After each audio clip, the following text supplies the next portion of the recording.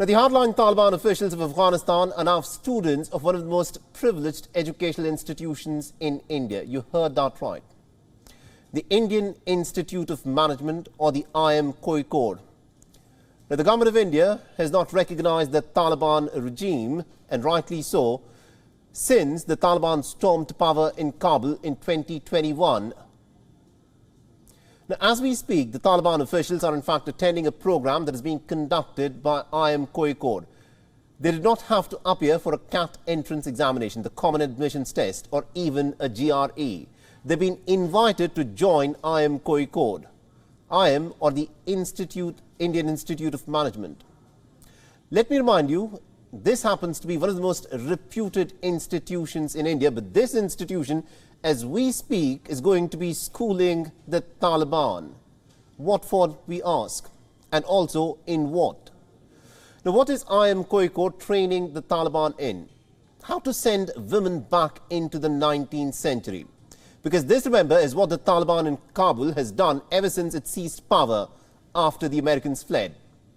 Or perhaps have to come up with more innovative ways to systematically exclude women from public life and to oppress women. Because nothing in this program makes sense. What management skills do you think that a hardline anachronistic group like the Taliban can be taught, which has no conception of the modern world? Now, these are the Taliban that we are talking about. This is what they've been doing since having stormed power in Kabul. They're responsible for restricting women's rights and women's movement. They've banned women from taking up most jobs in Afghanistan. They've banned women from being in public parks. They've even banned women from going to salons in many cases. These men have killed the dreams of Afghan women. These men have shut the door on the future of young Afghan girls, and now they're being awarded certificates from the IIM. Now, aren't the IIM alumni furious about this? Why aren't the students of IIM protesting? Now, the IIM Kozhikode has said that the institute simply has no clue about the political affiliations of the program participants. And it also interestingly claims that it had no role in selecting the participants. The question that we ask is, was this selection panel of IIM so naive, or does it expect us to be so naive to believe what they're saying? Now, the online program is being conducted under the ITEC, or what is known as the Indian Technical and Economic Program, by India's Ministry of External Affairs. Does this mean that the Ministry of External Affairs invited the Taliban? Else, why would it? Because last we checked, India does not recognize the Taliban government, and rightly so. The Taliban seized power in Kabul by force. The Taliban have never uttered a word about holding free and fair elections in Afghanistan. So the question is, what legitimacy do the Taliban even have to represent the Afghan people?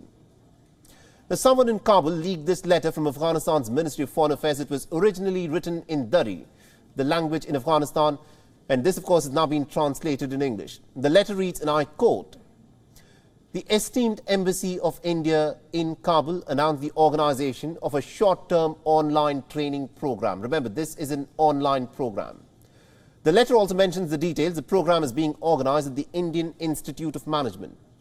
It is between the 14th and the 17th of March.